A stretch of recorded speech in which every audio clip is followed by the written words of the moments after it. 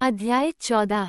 Matthew 7:30 बजे laws में मेरा इंतजार कर रहा था, हमेशा की तरह कबूतर और कोयले के एक रंग के संयोजन में बेदाग। उसके काले बाल उसकी असमान हेयरलाइन से पीछे की ओर झुके हुए थे। उसने सप्ताहांत के कुली के निरीक्षण को धैर्यपूर्वक सहन किया, जिसने मुझे सिर हिलाकर और जानबूझकर यह कहकर विदा किया, हम आपसे बाद में मिलेंगे, डॉक्टर बिशप। आप लोगों की सुरक्षात्मक प्रवृत्ति को सामने लाते हैं, मैथ्यू ने फुसफुसाते हुए कहा जब हम गेट से गुजरे। हम कहाँ जा रहे हैं? सड़क पर उसकी कार का कोई निशान नहीं था। हम आज रात कॉलेज में खाना खा रहे हैं, उसने बोडलियन की ओर इशारा करते हुए उत्तर दिया। मुझे पूरा अनुमान था कि वो मुझे वुडस्टॉक या उत्तरी ऑक्सफोर्ड में किसी विक्टोरियन अपार्टमेंट में ले जाएगा। मैंने कभी नहीं सोचा था कि वो कॉलेज में रह सकता है। हॉल में ऊंची मेज पर मुझे बहुत कम कपड़े पहने हुए महसूस हुआ और मेरे रेशमी काले टॉप के हेम को खींचा गया। मैथ्यू ने अपना सिर पीछे झुकाया और हंसा। जब भी संभव हो मैं हॉल से दूर रहता हूँ, और मैं तुम्हें वहाँ बिल्कुल भी नहीं ले जा रहा हूँ ताकि तुम सीज पेरिलस में बैठो और लोगों द्वारा निरीक्षण किए जाओ। हम कोने से निकलकर रेडिक्लिफ कैमरा की ओर मुड़े। जब हम बिना रुके हर्टफोर्ड कॉलेज के प्रवेश द्वार से गुजरे तो मैंने अपना हाथ उसके हाथ पर रख दिया। ऑक्सफोर्ड में एक कॉलेज था जो अपनी विशिष्टता और प्रोटोकॉल के प्रति कठोर ध्यान के लिए कुख्यात था। ये वही कॉलेज था जो अपने प्रतिभाशाली छात्रों के लिए प्रसिद्ध था। तुम नहीं हो। मैथ्यू रुक गया। इससे क्या फर्क पड़ता है कि मैं किस कॉलेज से हूँ? उसने दूसरी तरफ देखा। अगर तुम दूसरे लोगों के साथ रहना पसंद करोगी तो बेशक, मैं समझता हूँ। मुझे इस बात की चिंता नहीं है कि तुम मुझे रात के खाने में खा जाओगे, मैथ्यू। मैं बस कभी अंदर नहीं गई। 2 अलंकृत, स्क्रॉल किए हुए गेट उसके कॉलेज की सुरक्षा करते थे जैसे कि वो वंडरलैंड हो। मैथ्यू ने अधीरता से शोर मचाया और मुझे उनके बीच से झांकने से रोकने के लिए मेरा हाथ पकड़ लिया। वह पुरानी इमारतों के एक समूह में लोगों का एक समूह है। उसकी कर्कशता ने इस तथ्य को कम नहीं किया कि वह एक ऐसे कॉलेज में 6 दर्जन लोगों में से एक था जिसमें कोई छात्र नहीं था। इसके अलावा, हम मेरे कमरे में जा रहे हैं, या ऐसा ही कुछ। हम बाकी की दूरी पर चले। मैथ्यू हर कदम पर अंधेरे में आराम कर रहा था जैसे कि किसी पुराने दोस्त के साथ हो। हम एक छोटे लकड़ी के दरवाजे से गुजरे जो लोगों को उसके कॉलेज के शांत दायरे से बाहर रखता था। लॉज में दरबान के अलावा कोई नहीं था। सामने के चौक में बेंचों पर कोई स्नातक या स्नातकोत्तर नहीं था। यह इतना शांत और शांत था मानो इसके सदस्य वास्तव में ऑक्सफोर्ड विश्वविद्यालय में मरने वाले सभी वफादार लोगों की आत्माएं हों। मैथ्यू ने शर्मीली मुस्कान के साथ कहा, ऑल सोल्स में आपका स्वागत है। All souls college late gothic वास्तुकला का एक उत्कृष्ट नमूना था, जो शादी के केक और गिरजाघर के प्रेम संतान जैसा था, इसकी हवादार मीनारें और नाजुक पत्थर की नक्काशी। मैं खुशी से आहें भर रहा था। कम से कम अभी तक तो कुछ नहीं कह पाया, लेकिन मैथ्यू को बाद में बहुत कुछ समझाना था। जेम्स, उसने कुली से कहा, जिसने अपने बाइफोकल चश्मे से देखा और स्वागत में सिर हिलाया। मैथ्यू ने अपना हाथ ऊपर उठाया। चमड़े के लूप से उसकी तर्जनी अंगुली से एक प्राचीन चाबी लटक रही थी। मैं बस एक क्षण में आता हूँ। ठीक है प्रोफेसर क्लेयरमोंट। मैथ्यू ने फिर मेरा हाथ थाम लिया। चलो चलें, हमें तुम्हारी शिक्षा जारी रखनी है। वह खजाने की खोज में निकले एक शरारती लड़के की तरह था, जो मुझे अपने साथ खींच रहा था। हम एक टूटे हुए दरवाजे से अंदर घुसे, जो उम्र के साथ काला पड़ गया था, और मैथ्यू ने एक लाइट जलाई।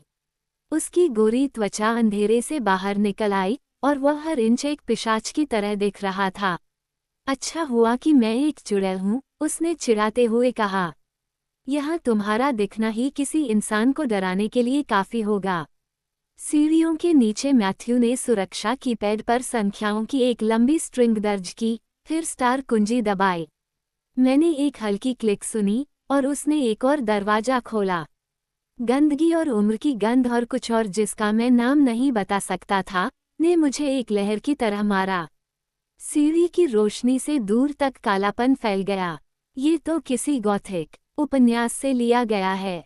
तुम मुझे कहाँ ले जा रहे हो? धैर्य रखो, डायना, ये ज्यादा दूर नहीं है। अफसोस, धैर्य बिशप महिलाओं का मजबूत पक्ष नहीं था। मैथ्यू ने मेरे कंधे के पीछे से हाथ बढ़ाया और एक और स्विच दबाया। ट्रपीज कलाकारों की तरह तारों पर लटकी हुई पुराने बल्बों की एक स्ट्रिंग ने छोटे शेटलैंड टैटूओं के लिए बने घोड़ों के अस्तबल के ऊपर प्रकाश की किरणें डालीं। मैं मैथ्यू को घूरता रहा, मेरी आंखों में सैकड़ों सवाल थे। आपके बाद, उसने झुककर कहा। आगे बढ़ते हुए मैंने अजीब सी गंध पहचानी। यह बासी शराब थी, रविवार की सुबह के पब जैसी शराब। हम दर्जनों छोटे छोटे बाड़ों से गुजरे, जिनमें रैक, ढेर और टोकरियों में बोतलें रखी हुई थीं। हर एक पर एक छोटा स्लेट टैग था, जिस पर चाक से 1 साल लिखा हुआ था। हम उन डिब्बों के पास से गुजरे, जिनमें प्रथम विश्व युद्ध और द्वितीय विश्व युद्ध की शराब रखी हुई थी। साथ ही ऐसी बोतलें भी थीं, जिन्हें फ्लोरेंस नाइटिंगेल ने क्रीमिया के लिए अपने टैंकों में पैक किया होगा। वहाँ बर्लिन की दीवार के निर्माण के वर्ष और उसके गिरने के वर्ष की शराबें थीं। तहखाने में गहराई तक जाने पर स्लेट पर लिखे गए वर्षों की जगह ओल्ड क्लैरेट और विंटेज पोर्ट जैसी व्यापक श्रेणियां बन गईं। अंत में हम कमरे के अंत में पहुंच गए। 1 दर्जन छोटे दरवाजे बंद और खामोश थे और मैथ्यू ने उनमें से एक को खोला। यहाँ बिजली नहीं थी, लेकिन उसने एक मोमबत्ती उठाई और उसे जलाने से पहले पीतल के होल्डर में सुरक्षित रूप से फंसा दिया। अंदर सब कुछ मैथ्यू की तरह ही साफ सुथरा और व्यवस्थित था, बस धूल की एक परत थी। लकड़ी के रैक कसकर रखे गए थे, जो शराब को फर्श से दूर रखते थे और पूरी व्यवस्था को गिराए बिना एक बोतल को निकालना संभव बनाते थे। जाम के बगल में लाल धब्बे थे जहां शराब साल दर साल थूकी जाती थी। पुराने अंगूरों, कॉक और फफूंदी की गंध हवा में भर गई थी। क्या ये तुम्हारा है? मुझे विश्वास नहीं हुआ। हाँ, यह मेरा है। कुछ लोगों के पास निजी तहखाने हैं। यहाँ आपके पास ऐसा क्या हो सकता है जो पहले से ही वहाँ नहीं है? मेरे पीछे वाले कमरे में अब तक बनी हर शराब की एक बोतल रखी होगी। इसकी तुलना में ऑक्सफोर्ड का सबसे अच्छा वाइन एम्पोरियम अब बंजर और अजीब तरह से बंजर लग रहा था। मैथ्यू रहस्यमय ढंग से मुस्कुराया। सभी प्रकार की चीजें। वह छोटे, बिना खिड़की वाले कमरे में तेजी से घूमता रहा और खुशी खुशी यहाँ वहाँ से वाइन निकालता रहा। उसने मुझे एक भारी, गहरे रंग की बोतल दी, जिस पर लेबल के लिए सोने की ढाल थी और कॉक के ऊपर एक तार की टोकरी थी। शैंपेन डोम पेरिग्नन। अगली बोतल गहरे हरे रंग के कांच से बनी थी, जिस पर एक साधारण क्रीम रंग का लेबल और काली लिपि थी। उन्होंने इसे मुझे थोड़े से दिखावटीपन के साथ पेश किया और मैंने तारीख देखी, 1978। जिस साल मैं पैदा हुआ था। मैंने कहा। मैथ्यू 2 और बोतलों के साथ बाहर आया। एक पर एक लंबा, अष्टकोणीय लेबल था जिस पर एक महल की तस्वीर थी और ऊपर की तरफ मोटा लाल मोम लगा हुआ था। दूसरी बोतल तिरछी और काली थी, जिस पर कोई लेबल नहीं था और उसे टार जैसी किसी चीज से सील किया गया था। दूसरी बोतल के गले में एक पुराना मनीला टैग गंदे धागे के टुकड़े से बंधा हुआ था। क्या हम चलें? मैथ्यू ने मोमबत्ती बुझाते हुए पूछा। उसने अपने पीछे सावधानी से दरवाज़ा बंद किया, अपने दूसरे हाथ में 2 बोतलों को संतुलित किया और चाबी अपनी जेब में रख ली। हमने शराब की गंध को पीछे छोड़ दिया और वापस जमीन की सतह पर चढ़ गए। शाम की हवा में मैथ्यू खुशी से चमक रहा था, उसकी बाहें शराब से भरी हुई थीं। क्या शानदार रात है, उसने खुशी से कहा। हम उसके कमरों में गए, जो कुछ मायनों में मेरी कल्पना से कहीं ज्यादा भव्य थे और कुछ मायनों में बहुत कम भव्य। वे न्यू कॉलेज में मेरे कमरों से छोटे थे, जो ऑल सोल्स के सबसे पुराने ब्लॉक में से एक के सबसे ऊपर स्थित थे, अजीब कोनों और अजीब ढलानों से भरे हुए। हालांकि छतें मैथ्यू की ऊंचाई के हिसाब से काफी ऊंची थीं, फिर भी कमरे उसे रखने के लिए बहुत छोटे लग रहे थे। उसे हर दरवाजे से नीचे झुकना पड़ता था और खिड़कियों की चौखटें उसकी जांघों के पास तक पहुंचती थीं। कमरों में आकार की कमी थी, लेकिन वे फ्यूमिशिंग से पूरी तरह भर गए।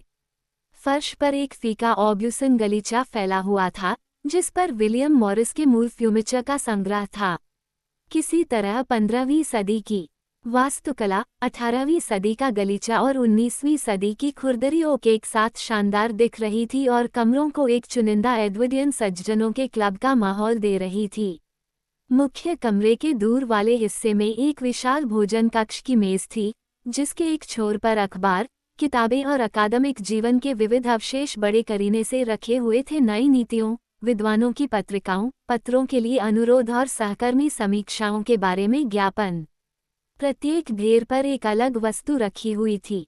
मैथ्यू के पेपरवेट में भारी उड़ा हुआ ग्लास में असली लेख, एक पुरानी ईंट, एक कांस्य पदक जो निस्संदेह उसने जीता था, और एक छोटा सा फायर पोकर शामिल था। मेज के दूसरे छोर पर लकड़ी के ऊपर एक नर्म लिनन का कपड़ा डाला गया था, जिसे मैंने संग्रहालय के बाहर अब तक देखी गई सबसे खूबसूरत जॉर्जियाई चांदी की मोमबत्तियों द्वारा नीचे रखा था। विभिन्न आकार के वाइन ग्लासों की एक पूरी श्रृंखला सरल सफ़ेद प्लेटों और अधिक जॉर्जियाई चांदी पर पहरा दे रही थी। मुझे ये बहुत पसंद है। मैंने खुशी से चारों ओर देखा। इस कमरे में एक भी फर्नीचर या एक भी आभूषण कॉलेज का नहीं था। ये सब एकदम सही था, मैथ्यू की तरह।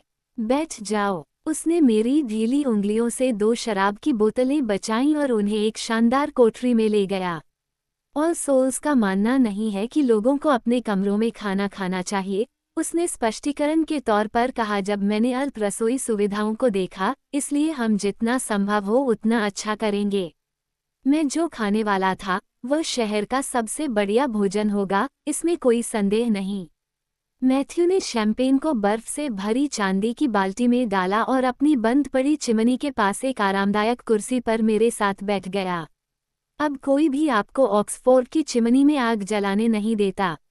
उसने खाली पत्थर के बाड़े की ओर दुखी होकर इशारा किया। जब हर चिमनी जलती थी, तो शहर में अलाव की तरह महक आती थी। आप पहली बार ऑक्सफोर्ड कब आए थे? मुझे उम्मीद थी कि मेरे खुलेपन भरे सवाल से उन्हें ये भरोसा हो जाएगा कि मैं उनके पिछले जन्मों के बारे में नहीं पूछ रहा हूँ। इस बार यह 1989 था। उन्होंने आराम की सांस के साथ अपने लंबे पैर फैलाए। मैं एक विज्ञान के छात्र के रूप में ओरियल आया और कुछ समय तक रहा। डॉक्टरेट। जब मैंने ऑल सोइस प्राइज फेलोशिप जीती, तो मैं कुछ सालों के लिए यहाँ आ गया। जब मेरी डिग्री पूरी हो गई, तो विश्वविद्यालय ने मुझे एक जगह दी और सदस्यों ने मुझे फेलो चुना। हर बार जब वह अपना मुंह खोलता, तो कुछ आश्चर्यजनक बातें निकलतीं। एक प्राइज फेलो। साल में ऐसे सिर्फ 2 ही होते थे, और यह ऑल सोल्स में तुम्हारा पहला मौका है।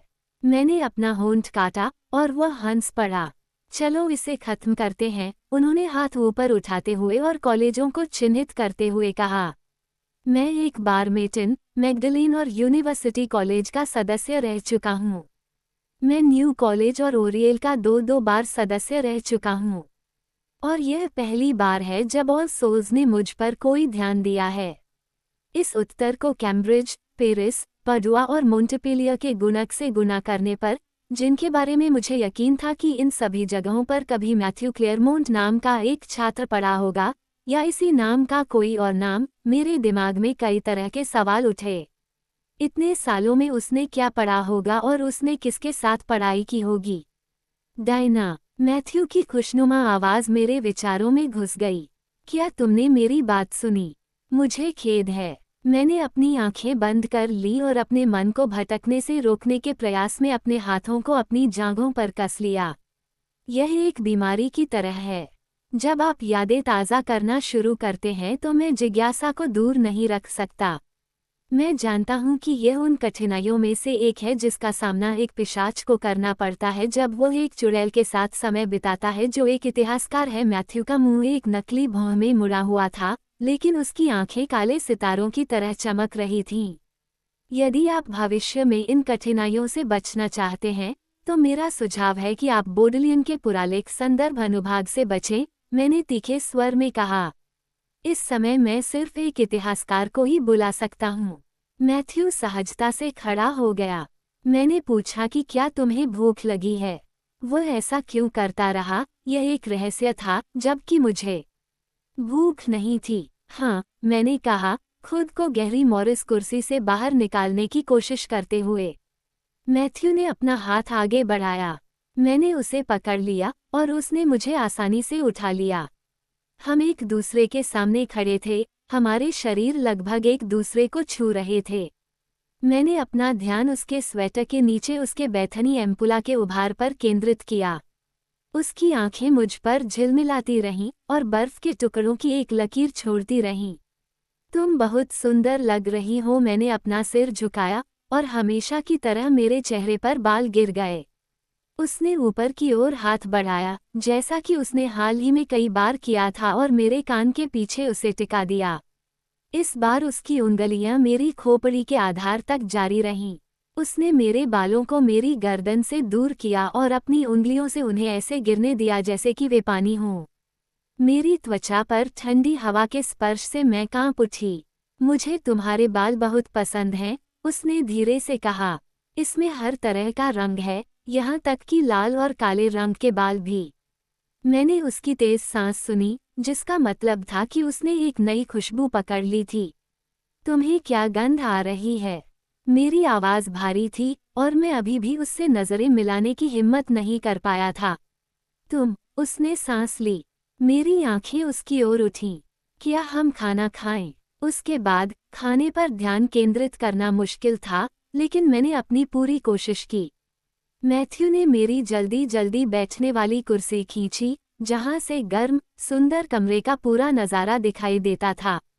एक छोटे से रेफ्रिजरेटर से उसने 2 प्लेट निकाली, जिनमें से प्रत्येक में 6 ताज़े सीप थे, जो कुचली हुई बर्फ के ऊपर किसी तारे की किरणों की तरह रखे हुए थे। व्याख्यान आपकी सतत शिक्षा में से एक सीप और शैंपेन से बना है। मैथ्यू बैठ गया और एक पसंदीदा विषय पर चर्चा करने के लिए एक डॉन की तरह अपनी उंगली उठाई। उसने शराब को पकड़ा, जो उसकी लंबी भुजा के पंखों के दायरे में थी, और उसे बाल्टी से खींच लिया। एक ही चक्कर में उसने कॉक को बोतल की गर्दन से बाहर निकाल दिया। मुझे आमतौर पर यह अधिक कठिन लगता है, मैंने सूखी टिप्पणी की, उसकी मजबूत, सुंदर उंगलियों को देखते हुए। अगर तुम चाहो तो मैं तुम्हें तलवार से कॉक तोड़ना सिखा सकता हूँ। मैथ्यू मुस्कुराया। बेशक, अगर तुम्हारे पास तलवार नहीं है तो चाकू भी काम करता है। उसने हमारे गिलासों में थोड़ा सा तरल डाला, जहाँ यह मोमबत्ती की रोशनी में फूटने लगा और नाचने लगा। उसने अपना गिलास मेरी ओर बढ़ाया और कहा, अल्लाह चेन्ने, अल्लाह चेन्ने। मैंने अपनी बांसुरी उठाई और सतह पर बुलबुले फूटते हुए देखा। बुलबुले इतने छोटे क्यों हैं?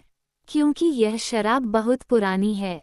ज्यादातर शैंपेन इससे बहुत पहले से पी जाती है, लेकिन मुझे पुरानी शराब पसंद है। यह मुझे शैंपेन के स्वाद की याद दिलाती है। ये कितनी पुरानी है? मैथ्यू ने जवाब दिया, आपसे उम्र में बड़ा हूँ। वो अपने नंगे हाथों से सीप के खोल को अलग कर रहा था, ऐसा कुछ जिसके लिए मुझे आमतौर पर बहुत तेज चाकू और बहुत कौशल की ज़रूरत होती है, और वह सीपों को मेज़ के बीच में रखे कांच के कटोरे में डाल रहा था। उसने एक प्लेट मुझे थमा दी। यह 1961 की है। कृपया मुझे बताएं कि यह सबसे पुरानी चीज़ है जो हम आज रात पी रहे हैं, मैंने कहा, गुरुवार को रात के खाने के लिए उनके द्वारा लाई गई शराब के बारे में सोचते हुए, जो अब मेरे बेडसाइड टेबल पर अपने आखिरी सफ़ेद गुलाब को पकड़े हुए था। बिल्कुल नहीं, उन्होंने मुस्कुराते हुए कहा। मैंने पहले खोल का सारा हिस्सा अपने मुंह में डाला। मेरी आंखें खुली की खुली रह गईं, जैसे ही मेरा मुंह अटलांटिक के स्वाद से भर गया। अब पियो। उसने अपना गिलास उठाया और मुझे उस सुनहरे तरल पदार्थ का घूंट लेते हुए देखा। तुम्हें कैसा स्वाद आ रहा है? वाइन और सीपों की मलाई समुद्री नमक के स्वाद से इस तरह टकरा रही थी कि वो पूरी तरह से मंत्रमुग्ध कर देने वाला था। ऐसा लग रहा है जैसे पूरा सागर मेरे मुंह में है, मैंने एक और घूंट लेते हुए कहा। हमने सीप खाकर एक बहुत बड़ा सलाद खाया। इसमें मानव जाति के लिए जानी जाने वाली हर महंगी हरी सब्जी, मेवे, जामुन और शैंपेन सिरका और जैतून के तेल से बनी एक स्वादिष्ट ड्रेसिंग थी, जिसे मैथ्यू ने टेबल पर एक साथ फेंटा। मांस के छोटे छोटे टुकड़े जो उस पर लगे थे, वे ओल्ड लॉज के मैदान से तीतर थे। हमने मैथ्यू द्वारा मेरे जन्मदिन की शराब कहे जाने वाले पे का घूंट लिया, जिसकी गंध नींबू के फर्श की पॉलिश और धुएं की तरह थी, और इसका स्वाद चाक और बटरस्कॉच जैसा था। अगला कोर्स एक प्रकार का मांस था, जिसमें सुगंधित सॉस में मांस के टुकड़े थे। मेरे पहले निवाले से ही पता चल गया कि यह व्हील है, जिसे सेब और थोड़ी सी क्रीम के साथ परोसा गया था और चावल के ऊपर परोसा गया था। मैथ्यू ने मुझे खाते हुए देखा और जब मैंने पहली बार सेब के खट्टेपन का स्वाद चखा तो वह मुस्कुराया। ये नॉर्मैंडी की एक पुरानी रेसिपी है, उसने कहा। क्या आपको ये पसंद है? यह अद्भुत है। क्या आप सफल हुए? नहीं, उन्होंने कहा। ओल्ड पार्सोनेज के रेस्तरां के शेफ ने इसे बनाया था और जब मैं इसे दोबारा गर्म करूं तो इसे कुरकुरा होने से बचाने के लिए सटीक निर्देश दिए थे। आप मेरा डिनर कभी भी गर्म कर सकते हैं। मैंने स्टू की गर्माहट को अपने शरीर में समा जाने दिया। लेकिन आप खाना नहीं खा रहे हैं। नहीं, लेकिन मुझे भूख नहीं है। वो कुछ पलों तक मुझे खाते हुए देखता रहा, फिर दूसरी शराब लाने के लिए रसोई में लौट आया। ये लाल मोम से सील की गई बोतल थी। उसने मोम को काटा और बोतल से कॉर्क निकाला। बिल्कुल सही, उसने कहा, लाल रंग के तरल को सावधानी से पास के एक डिकेंटर में डालते हुए। क्या आप इसे सूंघ सकते हैं? मैं अभी भी उसकी घ्राण शक्ति की सीमा के बारे में अनिश्चित था। ओह, हाँ, खास तौर पर यह वाइन। मैथ्यू ने मुझे थोड़ी सी शराब पिलाई और अपने गिलास में भी डाल ली। क्या आप कुछ चमत्कारी स्वाद चखने के लिए तैयार हैं? उसने पूछा। मैंने सिर हिलाया। ये शैटो मार्गो है जो एक बहुत ही बढ़िया विंटेज से है। कुछ लोग इसे अब तक बनी सबसे बेहतरीन रेड वाइन मानते हैं। हमने अपने गिलास उठाए और मैंने मैथ्यू की हर हरकत की नकल की। उसने अपनी नाक गिलास में डाली और मैंने अपनी। वायलट की महक ने मुझे घेर लिया। मेरा पहला स्वाद वेल पीने जैसा था। फिर मिल्क चॉकलेट, चेरी और कई तरह के फ्लेवर आए, जिनका कोई मतलब नहीं था और मेरे पिता के धूम्रपान करने के बाद उनके अध्ययन की पुरानी गंध और दूसरी कक्षा में पेंसिल शार्पनर से छीलन खाली करने की याद दिला दी। आखिरी चीज जो मैंने नोट की, वह मसालेदार स्वाद था जिसने मुझे मैथ्यू की याद दिला दी। यह आपकी तरह ही रहता है, मैंने कहा। ऐसा कैसे? उसने पूछा। मसालेदार, मैंने कहा और मेरे गालों से लेकर बालों तक अचानक लाली छा गई। सिर्फ मसालेदार नहीं। पहले मुझे लगा कि इसका स्वाद फूलों बैंगनी फूलों जैसा होगा क्योंकि इसकी महक वैसी ही थी। लेकिन फिर मैंने हर तरह की चीज़ों का स्वाद चखा। आपको कैसा स्वाद आया? यह मेरी प्रतिक्रिया से कहीं ज्यादा दिलचस्प और कम शर्मनाक होने वाला था। उसने सूंघा, घुमाया और चखा। वायलेट्स, मैं आपकी बात से सहमत हूँ। चीनी से ढके हुए बैंगनी वायलेट्स। एलिजाबेथ ट्यूडर को कैंडीड वायलेट्स बहुत पसंद थे और उन्होंने उसके दांत खराब कर दिए। उसने फिर से चुस्की ली। अच्छे सिगार से सिगार का धुआं, जैसे मार्लबोरो क्लब में होता था जब प्रिंस ऑफ वेल्स रुकते थे। ओल्ड लॉज के अस्तबल के बाहर हेजरों में जंगली ब्लैकबेरी और ब्रांडी में भिगोए गए लाल कर्ट। किसी पिशाच को अपनी संवेदी शक्तियों का उपयोग करते देखना किसी भी व्यक्ति के लिए सबसे अवास्तविक अनुभवों में से एक रहा होगा। ये सिर्फ इसलिए नहीं था कि मैथ्यू ऐसी चीजें देख और सुन सकता था जो मैं नहीं देख और सुन सकता था, यह इसलिए था कि जब वो कुछ महसूस करता था तो उसकी अनुभूति बहुत तीव्र और सटीक होती थी। मैं कोई ब्लैकबेरी नहीं था, यह एक खास ब्लैकबेरी थी जो किसी खास जगह या किसी खास समय से आई थी। मैथ्यू अपनी वाइन पीता रहा और मैंने अपना स्टू खत्म किया। मैंने एक संतुष्ट आह भरते हुए अपना वाइन ग्लास उठाया और उसकी डंडी से खेलने लगा ताकि उसमें मोमबत्तियों की रोशनी आ सके। आपको क्या लगता है मेरा स्वाद कैसा होगा? मैंने जोर से पूछा। मेरा स्वर चंचल था। मैथ्यू अपने पैरों पर खड़ा हो गया, उसका चेहरा सफ़ेद और गुस्से से लाल हो गया। उसका रुमाल, किसी की नज़र में नहीं आया, फर्श पर गिर गया। उसके माथे की एक नस एक बार धड़की, फिर शांत हो गई। मैंने कुछ गलत कहा था। मैं पलक झपकते ही अपने आप को संभाल लेता था और वह मेरे पास खड़ा रहता था, मुझे कुर्सी से खींचता हुआ ऊपर उठाता था। उसकी उंगलियां मेरी कोहनियों में धंसी हुई थीं। पिशाचों के बारे में एक किंवदंती है जिस पर हमने चर्चा नहीं की है न? उसकी आंखें अजीब थीं, उसका चेहरा डरावना था। मैंने उसके सामने से भागने की कोशिश की। वह एक पिशाच के बारे में है जो खुद को एक महिला से इतना मोहित पाता है कि वो खुद की मदद नहीं कर सकता। मेरे दिमाग में यह बात घूम रही थी कि क्या हुआ था। उसने मुझसे पूछा था कि मैंने क्या चखा। मैंने उसे चखा था। फिर उसने मुझे बताया कि उसने क्या चखा और मैंने कहा, ओह मैथ्यू। मैंने फुसफुसा कर कहा, क्या तुम्हें आश्चर्य है कि मेरे लिए तुम्हारा स्वाद लेना कैसा होगा? मैथ्यू की आवाज़ कुछ गहरी और ज्यादा खतरनाक चीज की ओर झुक गई। एक पल के लिए मुझे घृणा महसूस हुई। इससे पहले कि वह भावना बढ़ती, उसने मेरी बाहें छोड़ दी। प्रतिक्रिया करने या पीछे हटने का समय नहीं था। मैथ्यू ने अपनी उंगलियों को मेरे बालों में फंसा लिया था। उसके अंगूठे मेरी खोपड़ी के आधार पर दबाव डाल रहे थे। मैं फिर से पकड़ा गया और मेरे ऊपर एक निश्चल शांति की भावना छा गई, जो उसके ठंडे स्पर्श से फैल रही थी। क्या मैं 2 गिलास शराब के नशे में था? नशा कर रहा था। इस भावना को और क्या समझा सकता है कि मैं मुक्त नहीं हो सकता था। सिर्फ तुम्हारी खुशबू ही मुझे खुश नहीं करती। मैं तुम्हारी नसों में बहते हुए तुम्हारे चुड़ैल के खून को सुन सकता हूँ। मैथ्यू के ठंडे होंठ मेरे कान के पास थे और उसकी सांस मीठी थी। क्या तुम जानते हो कि चुड़ैल का खून संगीत बनाता है?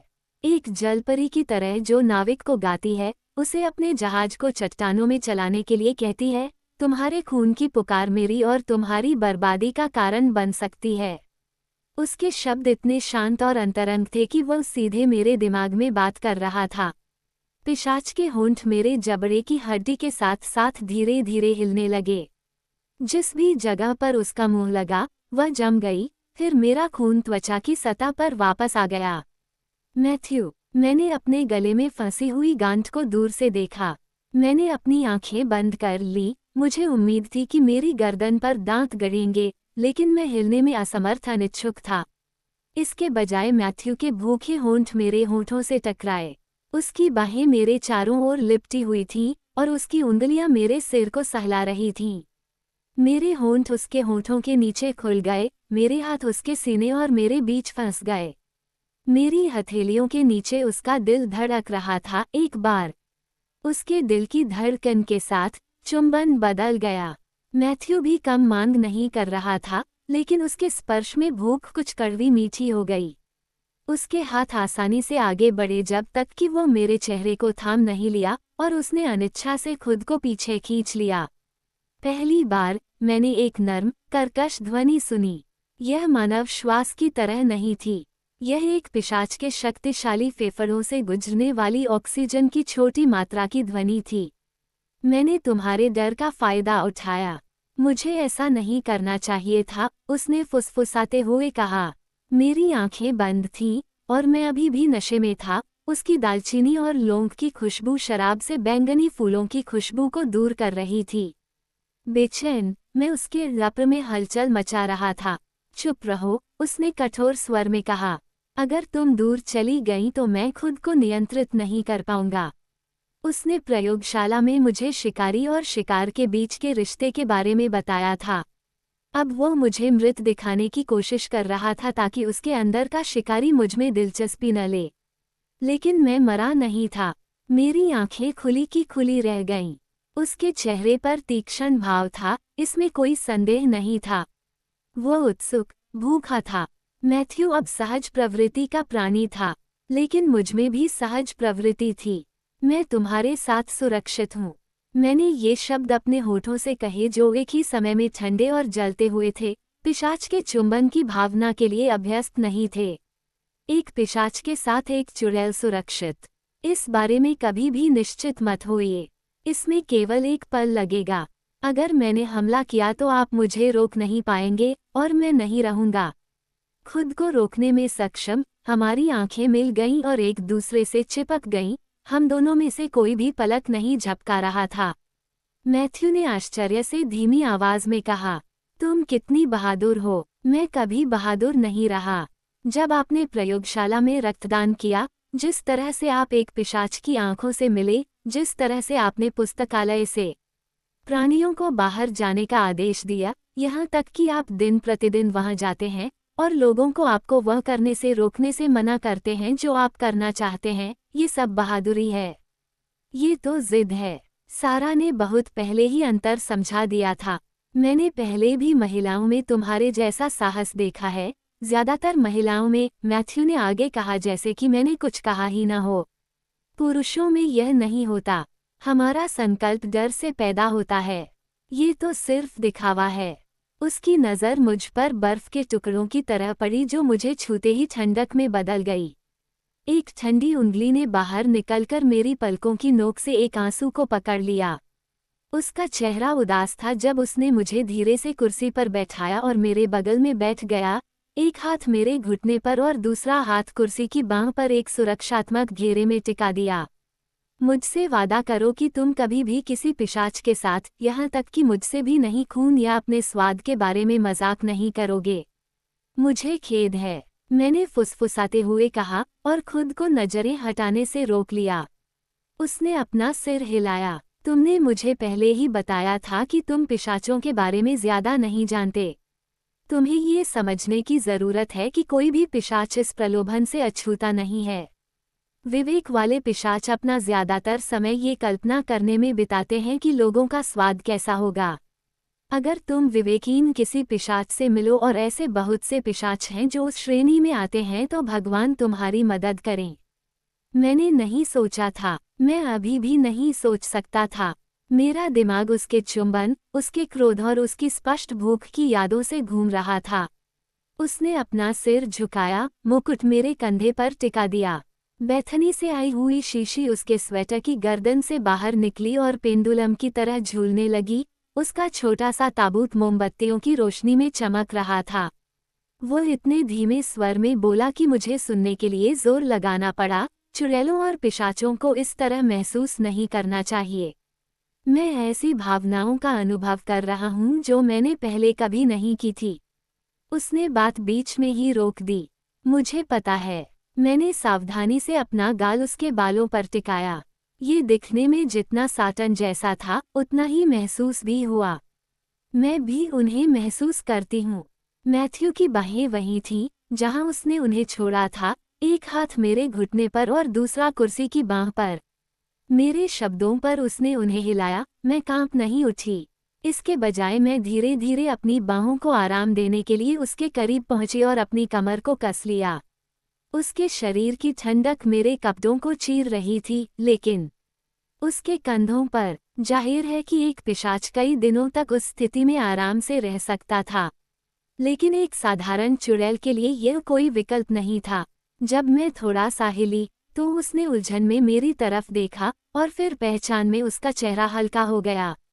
मैं भूल गया, उसने कहा, अपनी तेज गति से उठते हुए और मुझसे दूर हटते हुए। मैंने पहले एक पैर और फिर दूसरा पैर हिलाया, जिससे मेरे पैरों में रक्त संचार बहाल हो गया। मैथ्यू ने मुझे मेरी वाइन दी और अपनी सीट पर वापस चला गया। एक बार जब वह बैठ गया तो मैंने उसे यह सोचने के अलावा कुछ और देने की कोशिश की कि मैं कैसा स्वाद लूंगा। पुरस्कार फेलोशिप के लिए आपको किस 5वें प्रश्न का उत्तर देना था।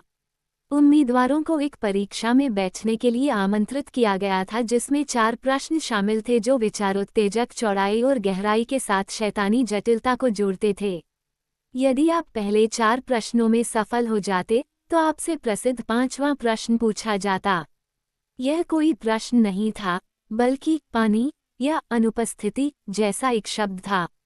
यह उम्मीदवार पर निर्भर था कि वह कैसे उत्तर दे, और केवल सबसे शानदार उत्तर ही आपको ऑल सोल्स में स्थान दिलाता। वह बिना खुद को आग लगाए मेज के पार पहुंचा और मेरे गिलास में थोड़ी और शराब डाल दी। इच्छा, उसने कहा, ध्यान से मेरी आंखों से बचते हुए। इस ध्यान भटकाने वाली योजना के लिए इतना ही। इच्छा, तुमने क्या लिखा? जहाँ तक मैं समझ सकता हूँ, सिर्फ 2 भावनाएं हैं जो दुनिया को साल दर साल घुमाती रहती हैं। वह झिझका, फिर आगे बोला, एक है डर, दूसरी है इच्छा। मैंने इसी के बारे में लिखा है। मैंने देखा कि उसके जवाब में प्रेम का कोई योगदान नहीं था। यह एक क्रूर चित्र था, 2 समान लेकिन विरोधी आवेगों के बीच रससाक्षी। हालांकि इसमें सच्चाई की झलक थी, जो कि प्यार से दुनिया चलती है जैसी बकवास से कहीं ज्यादा थी। मैथ्यू लगातार इशारा कर रहा था कि खून की उसकी इच्छा मुख्य रूप से इतनी प्रबल थी कि इससे बाकी सब कुछ खतरे में पड़ गया। लेकिन पिशाची एकमात्र प्राणी नहीं थे जिन्हें ऐसे प्रबल आवेगों को संभालना पड़ता था। जादू के रूप में जो कुछ भी योग्य था, वह केवल क्रिया में इच्छा थी। जादू टोना अलग था जिसमें मंत्र और अनुष्ठान की आवश्यकता होती थी। लेकिन जादू एक इच्छा, एक जरूरत, एक भूख जो इतनी प्रबल थी कि उसे नकारा नहीं जा सकता था। जब ये एक चुड़ैल के दिमाग में आती थी तो ये कामों में बदल जाती थी। और यदि मैथ्यू मुझे अपने रहस्य बताने जा रहा था, तो मेरे रहस्यों को इतना छिपाए रखना उचित नहीं था। जादू एक ऐसी इच्छा है जो सच हो जाती है। जिस रात हम मिले थे, मैंने नोट्स और क्वेरीज को इसी तरह से निकाला था। मैंने धीरे से कहा, जब एक चुड़ैल किसी चीज पर ध्यान केंद्रित करती है जो वह चाहती है, और फिर कल्पना करती है कि वो उसे कैसे प्राप्त कर सकती है, तो वो उसे पूरा कर सकती है। इसलिए मुझे अपने काम के बारे में इतना सावधान रहना पड़ता है। मैंने शराब का एक घूंट लिया, मेरा हाथ गिलास पर कांप रहा था। फिर आप अपना ज्यादातर समय चीजों को न चाहने की कोशिश में बिताते हैं, बिल्कुल मेरी तरह। कुछ उन्हीं कारणों से मैथ्यू की बर्फ की तरह नजरें मेरे गालों पर झिलमिला उठीं। यदि आपका मतलब इस डर से है कि अगर मैंने शुरुआत की तो मुझे कोई नहीं रोक पाएगा, हाँ। मैं उस जीवन को पीछे मुड़कर नहीं देखना चाहता जिसमें मैंने सब कुछ हासिल किया, बजाय इसके कि मैं सब कुछ हासिल कर लूं। तो आप हर चीज को 2 बार कमाते हैं। पहले आप उसे सिर्फ न लेकर कमाते हैं, और फिर आप उसे काम और मेहनत से फिर से कमाते हैं। वो फूट फूट कर हंसा। दूसरी दुनिया का प्राणी होने के फायदे ज्यादा नहीं हैं, है न? मैथ्यू ने सुझाव दिया कि हम उसकी बिना आग वाली चिमनी के पास बैठें। मैं सोफे पर लेट गया और उसने कुछ नट बिस्कुट मेरे पास टेबल पर रख दिए, फिर एक बार फिर रसोई में गायब हो गया। जब वह लौटा तो उसके हाथ में एक छोटी सी ट्रे थी, जिस पर पुरानी काली बोतल थी, जिसका कॉर्क बाहर निकल चुका था, और एम्बर रंग के लिक्विड के 2 गिलास। उसने एक गिलास मुझे थमा दिया। अपनी आंखें बंद करो और मुझे बताओ कि तुम्हें क्या गंध आ रही है, उसने अपने ऑक्सफोर्ड डॉन की आवाज में निर्देश दिया। मेरी पलकें आज्ञाकारी ढंग से झुक गईं। शराब एक साथ पुरानी और जीवंत लग रही थी। उसमें फूलों और मेवों और कैंडीड नींबू और किसी अन्य लंबे समय से चली आ रही दुनिया की गंध आ रही थी, जिसके बारे में मैं अब तक केवल पढ़ और कल्पना ही कर पाया था। मुझे अतीत की गंध आती है, लेकिन मृत अतीत की नहीं। ये बहुत जीवंत है। अपनी आंखें खोलो और एक घूंट लो। जैसे ही मीठा, चमकीला तरल मेरे गले से नीचे गया, कुछ प्राचीन और शक्तिशाली चीज मेरे रक्त प्रवाह में प्रवेश कर गई। ये पिशाच का खून ही होगा। मैंने अपने विचार अपने तक ही रखे। क्या आप मुझे बताएंगे कि यह क्या है? मैंने अपने मुंह में महसूस हो रहे स्वादों के बारे में पूछा। मैमसी, उसने मुस्कुराते हुए जवाब दिया। बूढ़ी मैमसी, कितनी उम्र की हो? मैंने संदेह से पूछा। जितनी उम्र की हो तुम। वह हंसा। नहीं, आप मेरे जितना पुराना कुछ भी नहीं पीना चाहेंगे। ये 1795 का है, मदिरा द्वीप पर उगाए गए अंगूरों से बना है। यह एक समय में काफी लोकप्रिय था, लेकिन अब कोई इस पर ज्यादा ध्यान नहीं देता। अच्छा, मैंने लालची संतुष्टि के साथ कहा। मेरे लिए तो और भी ज्यादा। वो फिर से हंसा और अपनी मॉरिस कुर्सियों में से एक पर आराम से बैठ गया। हमने ऑल सोल्स में बिताए उनके समय, दूसरे पुरस्कार विजेता हैमिश के बारे में, उनके तनाव और ऑक्सफोर्ड में उनके रोमांच के बारे में बात की। मैं हॉल में भोजन करने की उनकी कहानियों पर हंसा और बताया कि कैसे वे हर भोजन के बाद अपने मुंह से अधिक पके हुए गोमांस का स्वाद साफ करने के लिए वुडस्टॉक भाग जाते थे। आप थके हुए लग रहे हैं, उन्होंने अंततः कहा, एक और गिलास मालसी पीने और 1 घंटे की बातचीत के बाद। मैं थक गया हूँ। अपनी थकान के बावजूद मुझे उसे कुछ बताना था इससे पहले कि वह मुझे घर ले जाए। मैंने अपना गिलास सावधानी से नीचे रखा। मैंने एक निर्णय ले लिया है, मैथ्यू। सोमवार को मैं इशमोल 782 को वापस बुला लूंगा। पिशाच अचानक बैठ गया। मुझे नहीं पता कि मैंने पहली बार जादू कैसे तोड़ा था, लेकिन मैं इसे फिर से करने की कोशिश करूंगा। नॉक्स को सफल होने का ज्यादा भरोसा नहीं है। मेरा मुंह कस गया। उसे क्या पता, वो एक बार भी जादू नहीं तोड़ पाया है। और हो सकता है कि आप जादुई पैलिम्पसिस्ट में शब्दों को देख पाएं जो छवियों के नीचे हैं। तुम्हारा क्या मतलब है? तुम नहीं जानते कि तुमने क्या किया। तुमने कौन सी शक्तियों का आह्वान किया इस मंत्र को तोड़ने के लिए? मैथ्यू का माथा भ्रम से सिकुड़ गया। तुमने कौन से शब्दों का इस्तेमाल किया? मैंने अनजाने में ही जादू तोड़ दिया, मैंने समझाया। Christ, Diana. वो फिर से अपने पैरों पर खड़ा हो गया। क्या नॉक्स को पता है कि तुमने जादू टोना नहीं किया है? अगर वह जानता है तो मैंने उसे नहीं बताया। मैंने कंधे उचकाए। इसके अलावा इससे क्या फर्क पड़ता है? यह महत्वपूर्ण है क्योंकि यदि आपने जादू नहीं तोड़ा है तो आपने इसकी शर्तों को पूरा किया है। अभी जीव आपके द्वारा इस्तेमाल किए गए किसी भी काउंटर स्पेल को देखने, यदि वे कर सकते हैं तो उसे कॉपी करने और खुद एशमोल 782 प्राप्त करने का इंतजार कर रहे हैं। जब आपकी साथी चुड़ैलों को पता चलेगा कि जादू अपने आप आपके लिए खुल गया है तो वे इतने धैर्यवान और अच्छे व्यवहार वाले नहीं होंगे। गिलियारी का गुस्सा भरा चेहरा मेरी आंखों के सामने घूम गया। साथ ही मुझे याद आया कि उसने बताया था कि मेरे माता पिता से रहस्य जानने के लिए चुड़ैलें किस हद तक चली गई थीं। मैंने अपने विचारों को एक तरफ कर दिया। मेरा पेट घूम रहा था और मैथ्यू के तर्क में खामियों पर ध्यान केंद्रित किया। यह मंत्र मेरे जन्म से 1 शताब्दी से भी पहले लिखा गया था। यह असंभव है। सिर्फ इसलिए कि कोई चीज़ असंभव लगती है इसका मतलब यह नहीं कि वह असत्य है, उसने गंभीरता से कहा।